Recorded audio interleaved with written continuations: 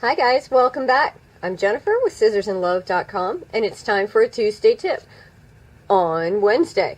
I kind of got stuck doing some stuff yesterday.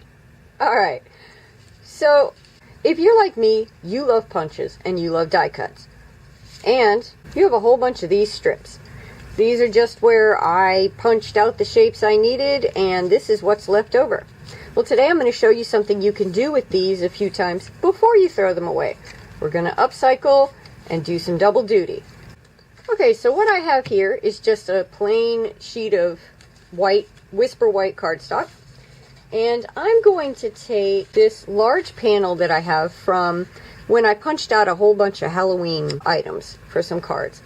I'm going to grab my Memento black ink and a sponge blender, and I'm just going to ink up my blender here. What I'm going to do is take my foam blender and I'm going to pounce the ink on top of these little cutout areas onto my card panel. Hopefully I won't shake the camera too much.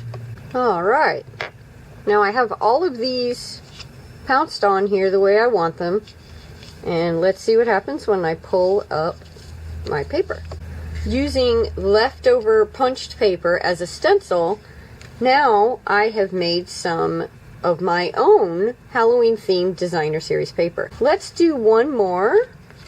Alright, I think I'm going to do a border this time. Now, what I'm going to do is mask off the area that I don't want to ink up, and I'm going to ink another foam blender with some lemon lime twist ink.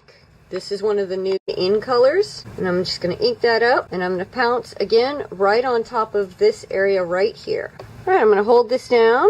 Hopefully you can't hear my cat in the background. He just got back from the vet and he is not a happy kitty. So take a look. Now we have a cute little border here.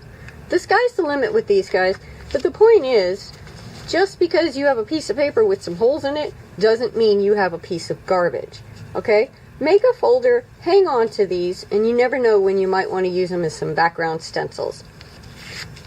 Well, there you go. If you enjoyed today's Tuesday tip and you want to see more like it, please consider subscribing to my channel and bring a friend. And if you are not already working with a Stampin' Up! Demonstrator and you'd like to receive a catalog, please drop me a line. You can click the contact link below and I will get right back to you. Thanks guys for coming by. Have the best day ever. Bye.